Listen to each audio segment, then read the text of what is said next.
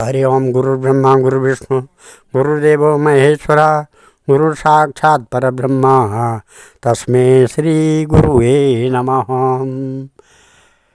आदो देवकी देवगर्भजननं गोपीगिरिवर्धनं मायापूतनजीवतापहरणं गोवर्धनोद्धारणं कंसच्छेदनकौरवादिहननं कुन्तीसुतापालनम् एतत् श्रीमद्भागवतं पुराणकथितं श्रीकृष्णलीलामृतम्।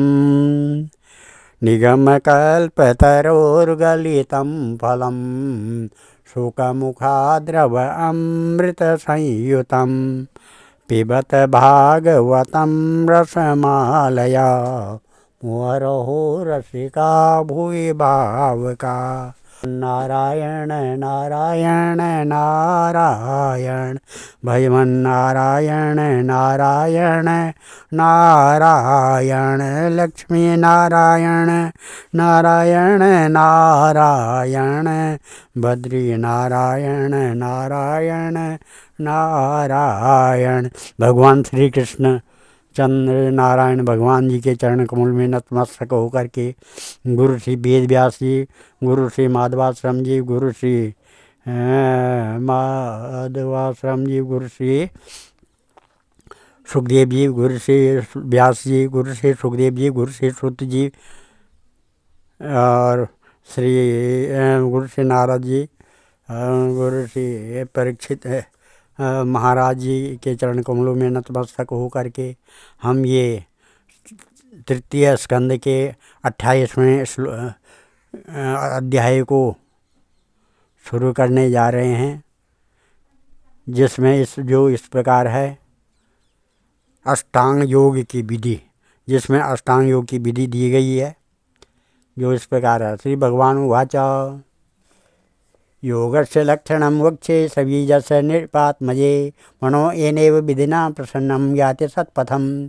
स्वधर्माचरणं शक्त्या विधर्मार्च निवर्तनं दैवल्लब्धेन संतोष आत्मविद्यार्चनम् ग्राम्य धर्मा निवृत्तिश्च मोक्ष धर्मा रतिस्तथा मितं ध्यानं च सद्वाद विविक्त क्षेम सेवनम् अहिंसा सत्यमहेस्तेयं यावत् अर्थ परिग्रह ब्रह्मचर्य तपशोचम स्वाध्याय पुरुषार्चनम् मौनं सादात्मनं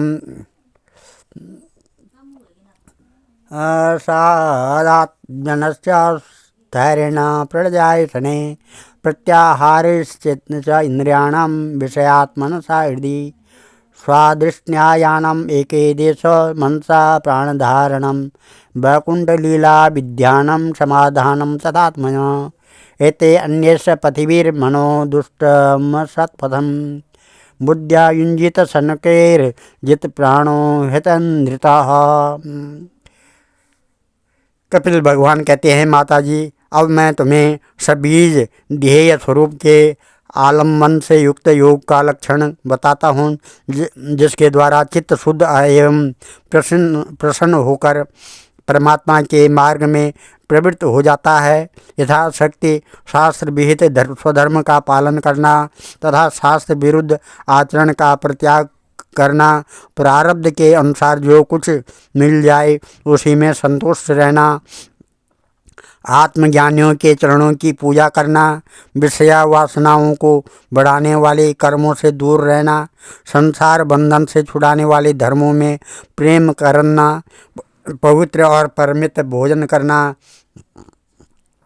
निरंतर एकांत और निर्भय स्थान में रहना, मन वाणी और शरीर से किसी जीव को न सताना, सत्य बोलना, चोरी न करना, आवश्यकता से अधिक वस्तुओं का संग्रह न करना, ब्रह्मचर्य का पालन करना, तपस्या करना, धर्म पालन के लिए कष्ट सहना, बाहर भीतर से पवित्र रहना, शास्त्रों का अध्ययन करना, भगवान की पूजा करना, वाणी का संयम करना, उत्तम आसनों का अभ्यास करके स्थिरता पूर्वक पूर्वक बैठना, धीरे धीरे प्राणायाम के द्वारा श्वास को जीतना, इंद्रियों को मन के द्वारा विषयों से हटाकर अपने हृदय में ले जाना, मूलाधार आदि किसी एक केंद्र में मन के सहित प्राणों को स्थिर करना, निरंतर भगवान की लीलाओं का चिंतन और चित्त को समाहित करना, इससे तथा व्रत दान आदि दूसरे साधनों से भी सावधानी के साथ प्राणों को जीतकर बुद्धि के द्वारा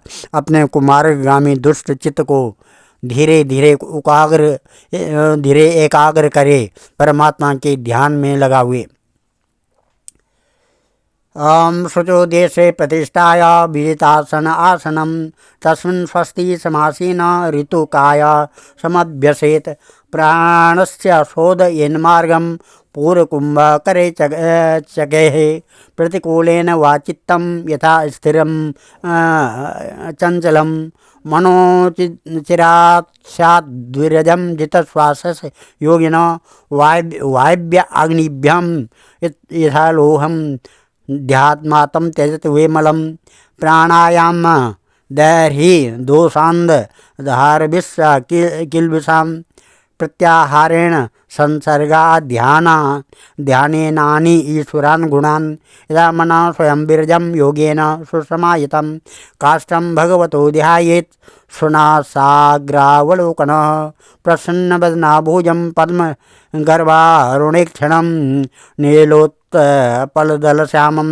शङ्खचक्रगदाधरं लसत्पङ्कज किञ्चित्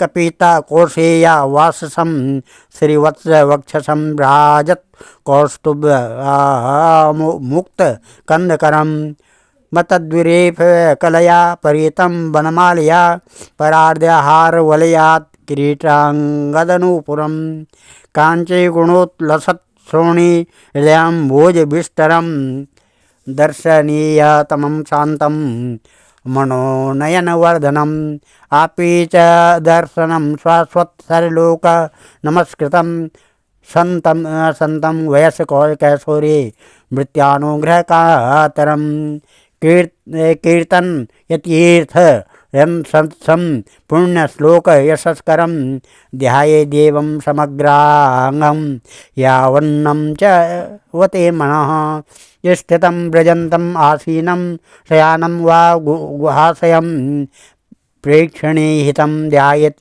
शुद्धभावेन चेतसा तस्मिद्लब्धपदं चित्तं सर्वावयव संस्थितं विलक्ष्यैकत्र संयुज्ये अंगे भगवतो मुने।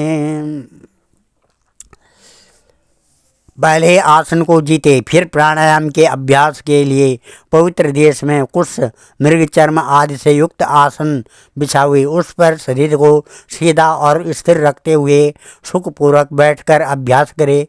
आरंभ में पूरक, कुंभक और रेचक क्रम से अथवा इसके विपरीत रेचक, कुंभक और पूरक करके प्राण के मार्ग का शोधन करें, जिससे चित्त स्थिर और निश्चल हो जाए। जिस प्रकार वायु और अग्नि से तपाया हुआ सोना अपने मल को त्याग देता है, उसी प्रकार जो योगी प्राण वायु को जीत लेता है उसका मन बहुत शीघ्र ही शुद्ध हो जाता है।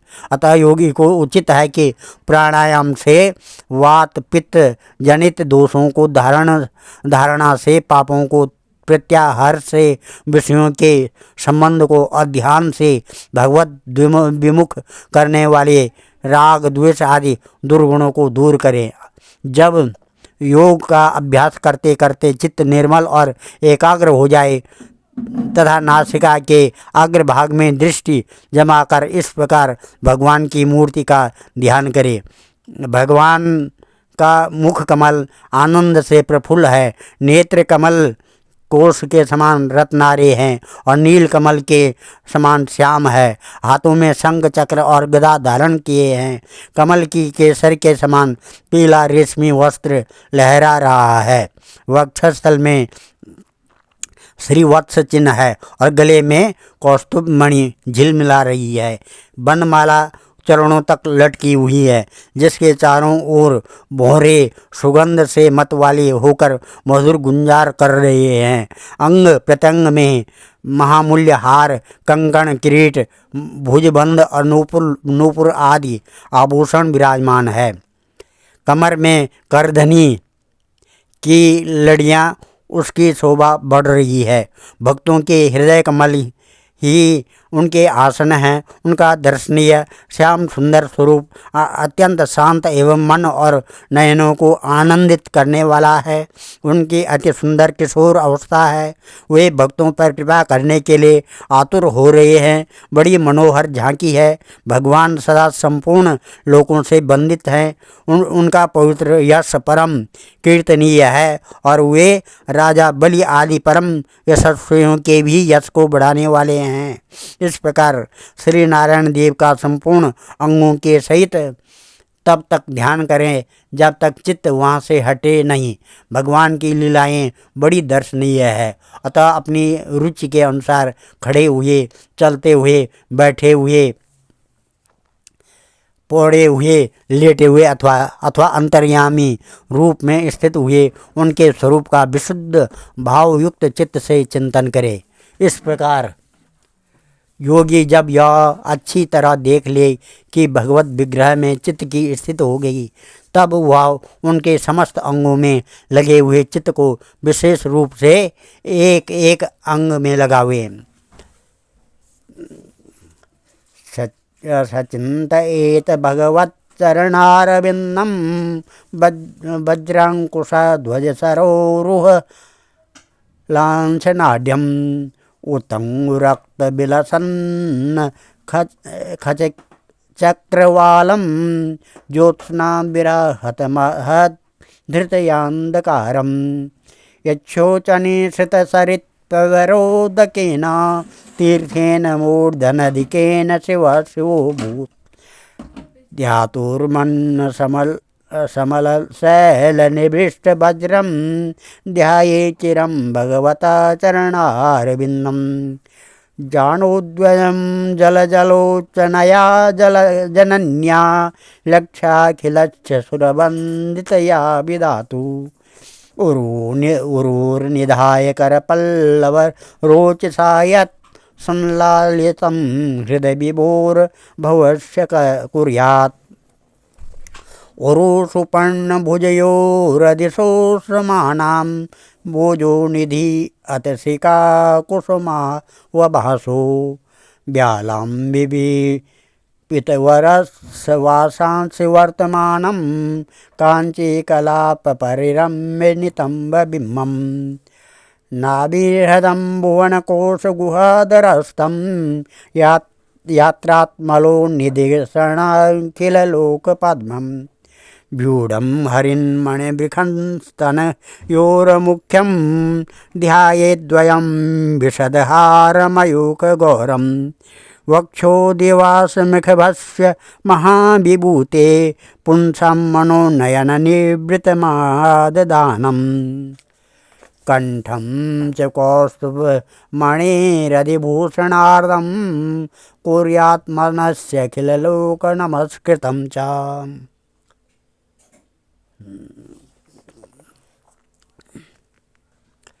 भगवान के चरण कमलों का ध्यान करना चाहिए। वे वज्र, अंकुश, ध्वजा और कमल के मंगलमय चिन्हों से युक्त हैं तथा अपने उभरे हुए लाल लाल शोभायमान नख चंद्र मंडल की चंद्रिका से ध्यान करने वाले के हृदय के अज्ञान रूप घोर अंधकार को दूर कर देते हैं। इन्हीं की धुवन से नदियों में श्रेष्ठ गंगा जी प्रकट हुई थी, जिनके पवित्र जल को मस्तक पर धारण करने के कारण स्वयं मंगल रूप श्री महादेव जी और भी अधिक मंगलमय हो गए। ये अपना ध्यान करने वाले के पाप रूप पर्वतों पर छोड़े हुए इंद्र के वज्र के समान हैं। भगवान के इन चरण कमलों का चिरकाल तक चिंतन करें। भव भयहारी अजन्मा श्री हरि की दोनों पिंडलियों एवं घुटनों का ध्यान करें, जिनको विश्व विधाता ब्रह्मा जी की माता सुरवंदिता कमल लोचना लक्ष्मी जी अपनी जंगों पर रख कर अपने कांतिमान कर किसलयों की कांति से लाड लड़ाती रहती है। भगवान की जांघों का ध्यान करें जो अलसी के फूल के समान नील वर्ण और बल की निधि हैं तथा गरुड़ जी की पीठ पर शोभायमान है। भगवान के नितंब बिंब का ध्यान करें जो एड़ी तक लटके हुए पीताम्बर से ढका हुआ है और उस पीताम्बर के ऊपर पहनी हुई सुवर्णमयी करधनी की लड़ियों को आलिंगन कर रहा है। संपूर्ण लोगों के आश्रय स्थान भगवान के उदर देश में स्थित नाभि सरोवर का ध्यान करें। इसी में ब्रह्मा जी का आधारभूत सर्वलोकमय कमल प्रकट हुआ है। फिर प्रभु के श्रेष्ठ मरकतमणि सदृश दोनों स्तनों का चिंतन करें जो वक्षस्थल पर पड़े हुए शुभ्र हारों की किरणों से गौरवर्ण जान पड़ते हैं। इसके पश्चात पुरुषोत्तम भगवान के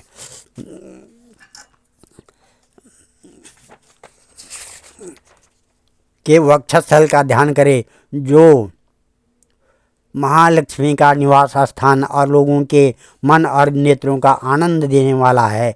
फिर संपूर्ण लोगों के वंदनीय भगवान के गले का चिंतन करें जो मानो कौस्तुभ मणि को भी सुशोभित करने के लिए ही उसे धारण करता रहता है। बाहुश्च मन्दरगिरे परिवर्तनेन निर्णिक्त बाहुबलया नदिलोकपालान् सचिन्तयेददशनशतरमसय्यतेजा शङ्खं च तत्करसोरुराजहंसं कौमोदकीं भगवतो दयितां स्मरेत दिग्धामरातिभटशोणितकर्दमेन मालं मधुव्रतवरूथ गिरोपदृष्टा चेतस्य तत्त्वमलं मणिमस्य कंठे भृत्यानुकंपितदिदेह गृहे मूर्ति सचिन्तयेद भगवतो वदनारविन्दं यद्विस्फुरन् मकरकुण्डलवल्गितेन विद्योतितामलकपोलमुदारनासं यत्श्रीनिकेतमलिभिपरिसेव्यमानं भूत्या स्वया कुटिलकुन्तलवृन्दजुष्टं मीनद्वयाश्रयमधीक्षिपदग्धनेत्रं ध्यायन् मनोमयमतनृतोल्लसद्भ्रू तस्यावलोकवादिकं कृपयातिघोरा तापत्रयोपशमनाय निर्भीष्टमक्षुणो श्रीकृष्णस्मृतानुगुणितं विपुला प्रसादं जायोचिरं विपुलभावनया गृहाय गुहायां हासं हरेरवणाखिललोकतीव्र शोकासु सागरविशोषणमत्युदारं सम्मोहनाय रचितं निजमाययास्ये भ्रूमण्डलं मुनिकृते मकरध्वजस्य ध्यानायनं प्रहसितं बहुलाधरोष्ठा वासारुणायिततनौ द्विजकुण्डपङ्क्तिः ध्यायेत् स्वदेय कुहरे वसितस्य विष्णोर्भक्त्यार्धयार्पितमना न पृथक् दृदीक्षिता एवं हरो भगवती प्रतिलब्धभावो भक्त्या द्रवद्विदत उत्पलक प्रमोदात् औत्कण्ठया बाष्पकलया मुहुरार्धमानं मानस्तच्चापि चिन्तबडिशं शनके वियुक्ते। इस प्रकार से समस्त लोकपालों की आश्रयभूता भगवान की चारों भुजाओं का ध्यान करें जिनमें धारण किए हुए कंकणादि आभूषण समुद्र मंथन के समय मंदराचल की रगड़ से और भी उज्जवल हो गए हैं। इसी प्रकार जिसके तेज को सहन नहीं किया जा सकता है उस सहस्त्र धारों वाले सुदर्शन चक्र का तथा उनके कर कमल में राजहंस के समान विराजमान शंख का चिंतन करे।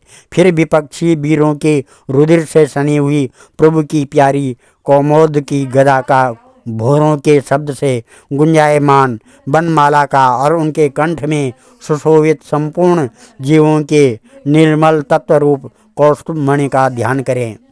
भक्तों पर कृपा करने के लिए ही यहाँ साकार रूप धारण करने वाली श्री हरि के मुख कमल का ध्यान करें, जो सुगढ़ नासिका से सुशोभित है और झिलमिलाते हुए मकराकृत कुंडलों के हिलने से अतिशय प्रकाशमान स्वच्छ कुपोलों के कारण बड़ा ही मनोहर जान पड़ता है।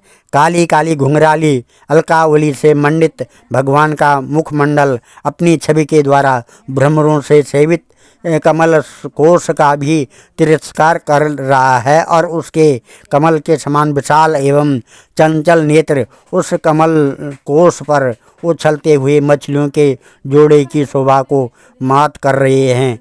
उन्नत भूलताओं से सुशोभित भगवान के ऐसे मनोहर मुखार बिंद की मन में धारणा करके आलस रहित हो उसी का ध्यान करें। हृदय गुह में चिरकाल तक भक्तिभाव से भगवान के नेत्रों की चितवन का ध्यान करना चाहिए, जो कृपा से और प्रेम भरी मुस्कान से क्षण क्षण अधिकाधिक बढ़ती रहती है, विपुल प्रसाद की वर्षा करती रहती है और भक्तजनों के अत्यंत घोर तीनों तापों को शांत करने के लिए ये प्रकट हुई है। श्री हरि का हास्य प्रणत जन के तीव्र से तीव्र शोक के अश्रु सागर को सुखा देता है और अत्यंत उदार है। मुनियों के हित के लिए कामदेव को मोहित करने के लिए ही अपनी माया से श्री हरि ने अपने भूमंडल को बनाया है। उनका ध्यान करना चाहिए। अत्यंत प्रेमार्थ भाव से अपने हृदय में विराजमान श्री हरि के खिलखिलाकर हंसने का ध्यान करें, जो वस्तुतः तो ध्यान के ही योग्य है तथा जिनमें ऊपर और नीचे दोनों होंठों की अत्यधिक अरुण कांति के कारण उनके कुंद कली के समान शुभ्र छोटे छोटे दांतों पर लालिमा भी प्रतीत होने लगी है। इस प्रकार ध्यान में तन्मय होकर उनके सिवा किसी अन्य पदार्थ को देखने की इच्छा न करें। इस प्रकार ध्यान के अभ्यास से साधक का श्री हरि में प्रेम हो जाता है, उसका हृदय भक्ति से द्रवित हो जाता है, शरीर में आनंद अतिरेक कारण रोमांच होने लगता है।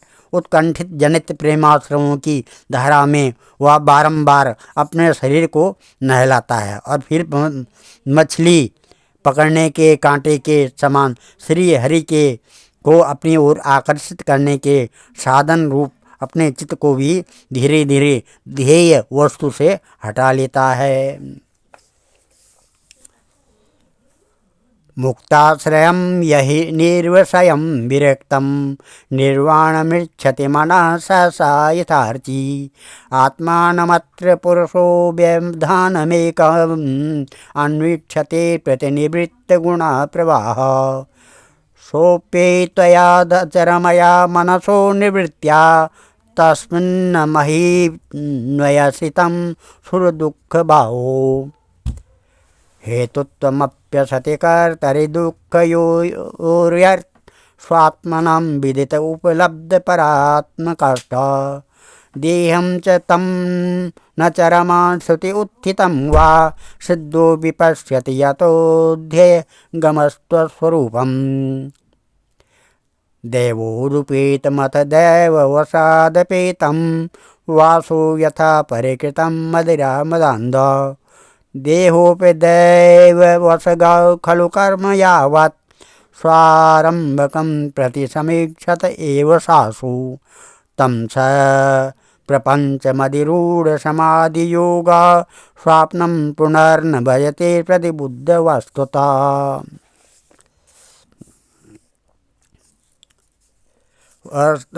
नमहं जैसे तेल आदि के चूक जाने पर दीप शिखा अपने कारण रूप तेजस तत्व में लीन हो जाती है, वैसे आश्रय विषय और राग से रहित होकर मन शांत ब्रह्माकार हो जाता है। इस अवस्था के प्राप्त होने पर जीव गुण प्रवाह रूप देहादि उपाधि के निवृत्त हो जाने के कारण ध्याता ध्येय आदि विभाग से रहित एक अखंड परमात्मा को ही सर्वत्र अनुगत देखता है। योगाभ्यास से प्राप्त हुई चित्त की इस अविद्या रहित लय रूप निवृत्ति से अपनी सुख दुख रहित ब्रह्म रूप महिमा में स्थित होकर परमात्म तत्व का साक्षात्कार कर लेने पर वह योगी जिस सुख दुख के भोक्तृत्व को अपने अज्ञानवश अपने स्वरूप में देखता था, उसे अब अविद्याकृत अहंकार में ही देखता है। जिस प्रकार मदिरा के मद से मत वाले पुरुष को अपनी कमर पर लपेटे हुए वस्त्र के रहने या गिरने की कुछ भी सुधि नहीं रहती है, उसी प्रकार चरमावस्था को प्राप्त हुए सिद्ध पुरुषों को भी अपने देह के बैठने उठने अथवा दैववश कहीं जाने या लौट आने के विषय में कुछ भी ज्ञान नहीं रहता है, क्योंकि वह अपने परम आनंदमय स्वरूप में स्थित है। उसका शरीर तो पूर्व जन्म में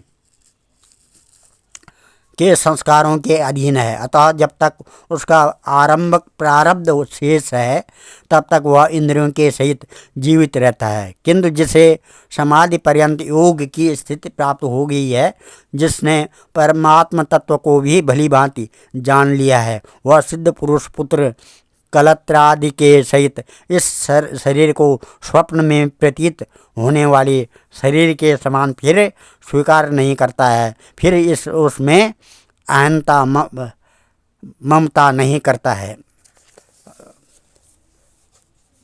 ओम नमः यथा पुत्राच वित्राच पृथंग मर्त्य प्रतीयते अप्यात्मा त्वेना विमता देहदे पुरुषस्तथा यथोत्मुक्ता विस्फुरलिंगाद दुर्माद्वापि स्वसंभवात् अप्यात्मनेनाभि मताद्या अग्नि पृथक गुल्मकात् भूतेन्द्रियात करणात् प्रधाना जीव संहितात् आत्मा तथा पृथक दृष्टा भगवान ब्रह्म संहिता सर्वभूतेषु चात्मानं सर्वभूतानि चात्मनि ईक्षेतानन्य भावेन भूतेषु तदात्मनां स्वयोनिषु यथायोक्तिरेकं नाना प्रतीयते योनिनां गुण वैषम्यां तथात्मानं प्रकृतौ स्थितः तस्माद् इमं स्वां प्रकृतिं दैवीं सदात्मिकां दुर्विभाव्यं पराभाव्यं स्वरूपेणावतिष्ठते। जिस प्रकार अत्यंत स्नेह के कारण पुत्र और धनादि में भी साधारण जीवों की आत्मबुद्धि रहती है, किंतु थोड़ा सा विचार करने से ही वे उनसे स्पष्टतया अलग दिखाई देते हैं, उसी प्रकार जिन्हें वह अपना आत्मा मान बैठा है, उन देहादियों से भी उनका साक्षी पुरुष अलग ही है। जिस प्रकार जलती हुई लकड़ी से, चिंगारी से, स्वयं अग्नि से ही प्रकट हुए धुएं से तथा अग्नि रूप से मानी जाने वाली उस जलती हुई लकड़ी से भी अग्नि वास्तव में अलग ही है, उसी प्रकार भूत इंद्रिया और अंतःकरण से उनका साक्षी आत्मा अलग है तथा जीव कहलाने वाले उस आत्मा से भी ब्रह्म भिन्न है और प्रकृति से उसके संचालक पुरुषोत्तम भिन्न हैं। जिस प्रकार देह दृश्य से जरायुज, अंडज, स्वेदज और उद्भिज चारों प्रकार के प्राणी पंचभूत मात्र हैं, उसी प्रकार संपूर्ण जीवों में आत्मा को आत्मा में संपूर्ण जीवों को अनन्य भाव से अनुगत देखें। जिस प्रकार एक ही अग्नि अपने अलग अलग आश्रयों में उनकी विभिन्नता के कारण अलग अलग आकार का दिखाई देता है, उसी प्रकार देव मनुष्यादि शरीर में रहने वाले एक ही आत्मा अपने आश्रयों के गुण भेद के कारण भिन्न भिन्न प्रकार का लगता है।